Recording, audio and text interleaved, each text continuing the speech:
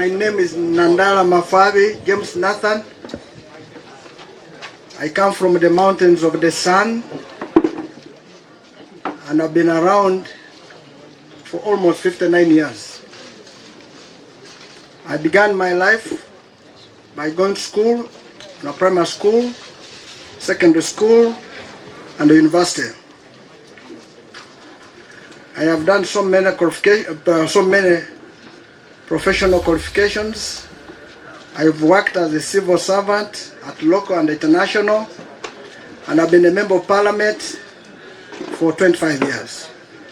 On this note, I want to thank the people of Daddy West, Wugisu, for having given me an opportunity to be a member of parliament for 25 years and all the support in the region, which put me on the platform so that everybody can see me. On the international scene, I've worked for World Bank and IMF, and I still consult for them. This work which I do is in the area of economics and accounting. In Parliament, whom you see here, served as the chairman of the national economy, served as chairman Park Price. I was a leader of opposition, and all of you have seen the reforms during my tenure. I'm sure today you are seeing me in a different capacity as a presidential candidate.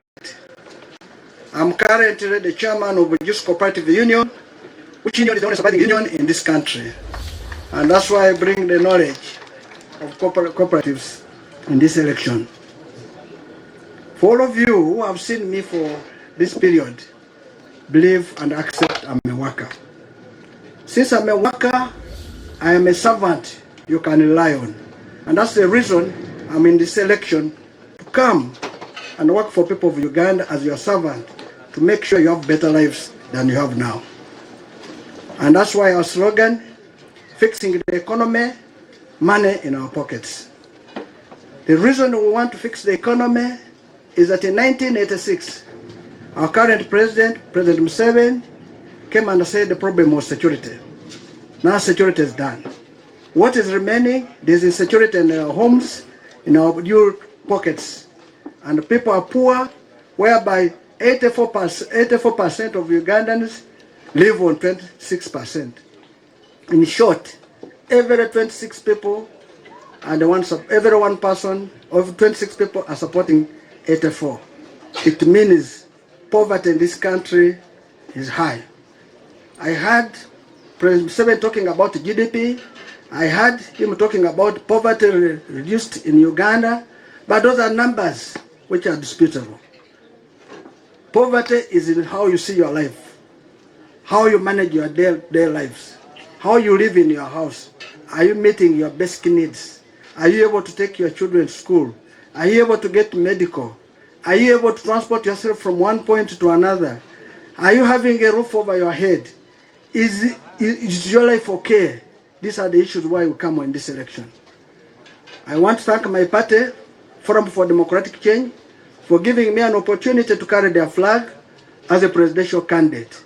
And this I attribute it to my party leaders, my president, my brother, who is the current president of the party, POA, that's Patrick Amriat Oboy, my chairman, Jack Sabit, whom I've known from my younger days as a civil servant, and he has mentored me up to date, all my members of NEC, National Council, Delegates Conference, and the party members and the Uganda at large. This election which I come, I bring a new menu, which all of Ugandans should take. I don't come with hatred, I don't come with anger, I come to build bridges where there are no bridges. I come to repair bridges where are broken. 40 years down the road, President Museveni has done what he can. The remaining period he can't do it. It needs a new blood to fix it. And I'm asking people of Uganda, this is an opportunity for you to allow new blood in Nandala Mafabi to fix this for you. This country, our youth are suffering. Poverty is on increase with the youth. They tell the youth are taking marijuana, but they're taking it not because they want, but because they're unemployed. We need to invest in the productive sectors instead of investing in non-productive sectors. This country, we have the best climate which can grow anything. Agriculture is our backbone. I can tell you we can even grow stones and the people will make money. Our problem we have, our country does not look at, our leaders does not look at a farmer, what he should get out of his produce. That's why many farmers have abandoned cotton, have abandoned coffee, have abandoned tea, have abandoned sugarcane, have abandoned potato, mention it. And that's why the poverty is on increase.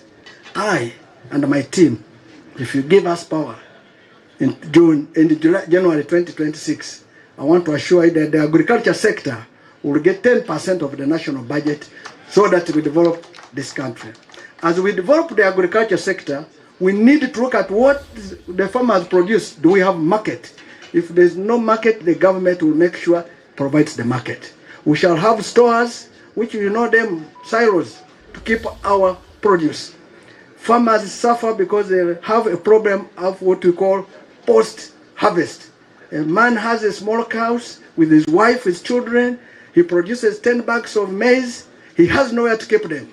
I want to tell you that if you have a responsible government, this maize should have been kept by government and issue the farmer with what we call a warehouse receipt, which he can go anywhere and cash it anytime for the purpose of his life. I talk about coffee.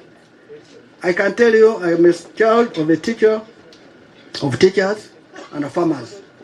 We know growth going coffee. I want to state that Nairobi now, which is Kenya government and Rwanda government, they are on the New York Stock Exchange.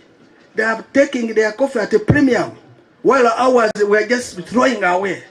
You can imagine a Senate government to allow our Ugandan coffee to go at a cheaper rate instead of going at a premium. I want to implore all of you to take the New York board. You will discover that the Kenya coffee, which has poor quality, and Rwanda, is going at a higher price compared to ours. And that's why they come here to buy ours for purpose of going to blend theirs, instead of us getting the highest premium. As a president of your country, if you give me the mandate, coffee, which is the leading foreign exchange earner, which was one of those which brought independence in Uganda, will get the best treatment and you will get value for this country. We intend to revamp and of course, I can say revitalize cooperatives. I am a chairman of this cooperative union, the only surviving one. There is no country which can develop without cooperatives. Leave lip service of talking about cooperatives. You must have cooperatives which work. I want to tell you, I come with experience in the cooperative world. I will ensure cooperative societies work. And when a cooperative society works, it will ensure that the people of Uganda, who are those lower side people, will earn lives. And that's why I say, I come with experience to make sure that all original cooperative societies are revitalized, start functioning for purpose of helping our poor farmers to earn a living and put money in their pockets.